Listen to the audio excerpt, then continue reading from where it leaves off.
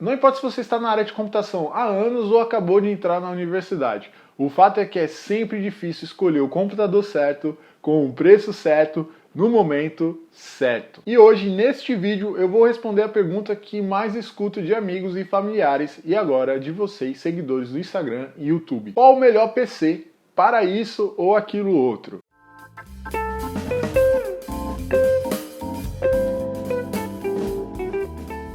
Ajude o canal a crescer apoiando financeiramente, compartilhando, inscrevendo-se, comentando e curtindo. E muito obrigado pelos likes e os comentários, tanto aqui como no Instagram. O meu foco aqui não vai ser listar os melhores computadores, as melhores marcas ou os melhores preços, mas sim te dar uma ideia geral de como funciona um computador e te mostrar o que realmente é importante ter em mente na hora de adquirir aquele notebook que vai te ajudar ao longo dos seus obscuros dias de estudos. Bom, quando alguém me pede opinião sobre qual computador comprar, eu sempre faço a mesma pergunta: como você pretende usar este computador? Quais são as suas reais intenções? Trabalho, estudo, jogar, lazer, vídeo, Netflix, enfim. Para esse vídeo, eu vou considerar que você acabou de passar na universidade em um curso de computação, como por exemplo, sistemas de informação. E como todo calouro, precisa de um computador que vai te ajudar como ferramenta de estudos e laboratórios de programação. Para este caso, eu gosto da seguinte frase: quanto pior for, melhor você será. O motivo desse discurso é simples: um computador com recursos limitados vai, por si só, te ensinar como funciona um processador, uma memória, um disco rígido, placas de vídeos e etc. E pode perguntar para qualquer um dos seus professores, eles sempre te dirão basicamente a mesma coisa. Isso porque, como você, jovem padawan da computação, tem todo o tempo do mundo para entender como essa calculadora de bits funciona e iniciando seus estudos de programação, análise ou segurança em um computador com recursos limitados, você será forçado a adquirir hábitos inteligentes que serão úteis em qualquer empresa que você trabalhará. Ah, e não é papo não, viu? Durante um dos meus estágios, um estagiário passou vergonha pois era incapaz de gerenciar os resultados de uma query SQL em um PC com 16 GB de RAM. Isso porque a forma como ele estava fazendo usava toda a memória disponível para só depois começar a processar os resultados. E olha que era um estágio para mestrandos. Esse é um erro muito comum, pois muitos acreditam que só porque usamos computadores potentes com mais de 16 GB de RAM e SSD, isso seria um motivo para não prestar atenção na forma correta de se fazer as coisas, de como usar um computador. Este erro é mais comum ainda em setores que precisam constantemente estar analisando dados em enormes arquivos. E para evitar erros como este, podemos pensar como o imperador romano César: divide e impera. Felipe II da Macedônia ou mesmo o imperador francês Napoleão: divide e reine. Todos eles nem imaginavam que algum dia poderia existir computadores, mas eles sabiam que para conquistar eles precisavam dividir suas forças, lutando em batalhas menores para se vencer a guerra. E como você pode imaginar, essa é uma técnica muito útil em computação que leva o nome do seu criador. Essa técnica foi utilizada pela primeira vez por Anatoly Karatsuba em 1960. Bom, tudo isso para justificar para você, meu caro padawan, que para você se formar, você não precisará de uma RTX 3080 Ti i9 909K e 64 GB de RAM com SSD de 1 TB. Se você discorda, o vídeo acabou aqui para você. Agora que os games cabeça de ervilha saíram do vídeo, posso descrever o que você precisará ter no seu computador para se tornar o mais poderoso Jedi da sua área profissional. Tá preparado? Vamos lá. Por definição, um computador é uma calculadora que pode calcular, armazenar e visitar dados a qualquer momento. Outra característica importantíssima, não só dos computadores, mas sim da área de computação como um todo, é a flexibilidade e adaptação. Por isso, não adianta nada ter uma super calculadora e essa calculadora não ser compatível com os programas que o seu professor vai usar para dar aulas e te avaliar. Por esses motivos, os computadores da Apple já não são lá tão recomendados para quem está entrando na graduação.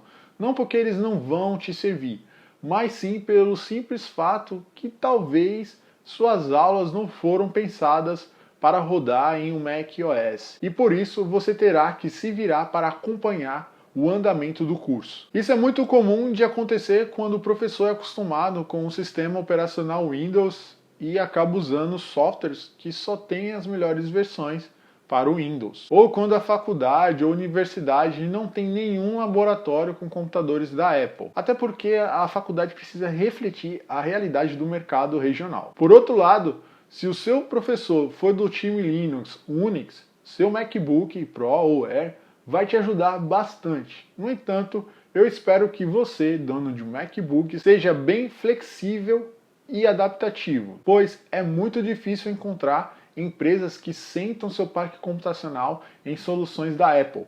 Não é impossível de achar, mas é bem complicado por motivos financeiros e técnicos. Computadores que representam uma boa flexibilidade e adaptação são os computadores normais, notebooks ou PCs que permitem que você instale tanto um sistema operacional da Microsoft ou uma distribuição qualquer Linux. E isso não afeta em nada na performance do computador. E falando em performance, uma coisa que você precisa observar é se o processador do computador que você vai comprar tem suporte para a tecnologia de virtualização, que é essencial para quem não quer ficar formatando o PC o tempo todo para estudar em programas que precisam e só rodam em Linux ou que precisam e só rodam em Windows. E nem também para quem não quer fazer dual boot, que é quando você instala dois sistemas operacionais ao mesmo tempo. Essa tecnologia de virtualização vai permitir que você instale um programa muito útil para estudantes, que é o VirtualBox.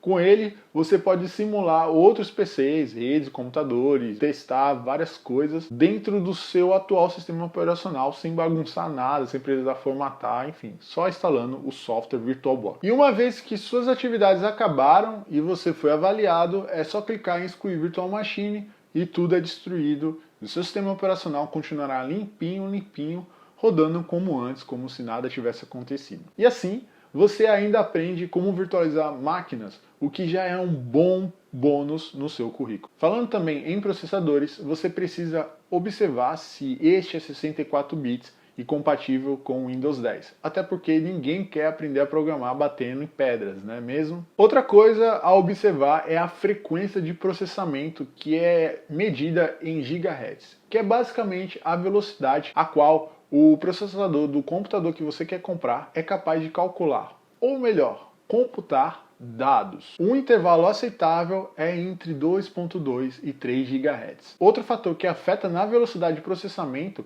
é a quantidade de núcleos que esse contém. Isso permite que o processador trate instruções simultâneas, ou seja, se você quer programar e escutar músicas ao mesmo tempo que pesquisa coisas no Stack Overflow, eu recomendo no mínimo 2 núcleos, ou dual core. Aliás, eu mesmo adoro programar escutando músicas, pois eu sei que quando a música dá uma bugadinha, aquela travadinha ou aquela arranhadinha, eu sei que eu estou fazendo algo errado.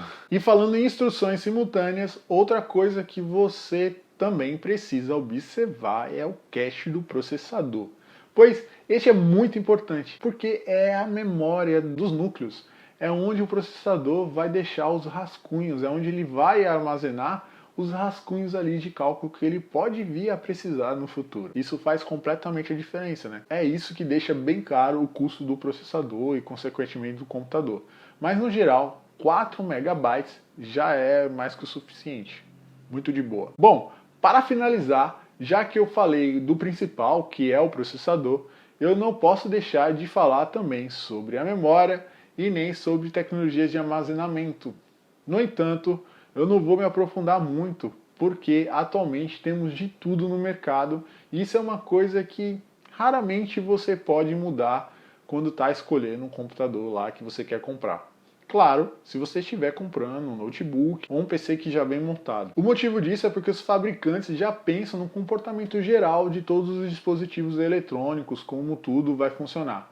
Ou seja, se você olhar um processador de 64 bits com 2.6 GHz de processamento, 5 MB de cache RAM, rapidamente você vai perceber que o comum vai ser encontrar sempre em cima desse computador 8 GB de memória RAM nesses produtos, onde 2 GB serão usados aí constantemente como processamento gráfico.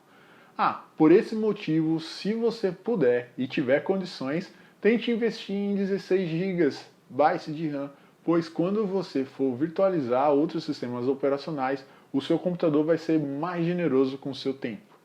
Mas no geral, 8 GB de memória RAM já é mais que o suficiente aí para você terminar sua graduação e leve, solto e com boas notas. Em relação ao armazenamento, o mínimo que eu recomendo é 500 GB, onde você pode usar o SSD. Embora seja mais caro, será mais rápido na leitura e na escrita, o que um disco rígido não pode te dar, né? No entanto, a combinação dos dois pode trazer muitas vantagens, pois você pode armazenar no HD arquivos mais pesados que não são frequentemente usados, e no SSD arquivos mais frequentemente usados, como por exemplo os arquivos do sistema operacional e softwares. Bom, com isso eu espero ter te ajudado. Até a próxima e tenha uma ótima semana. Tchau!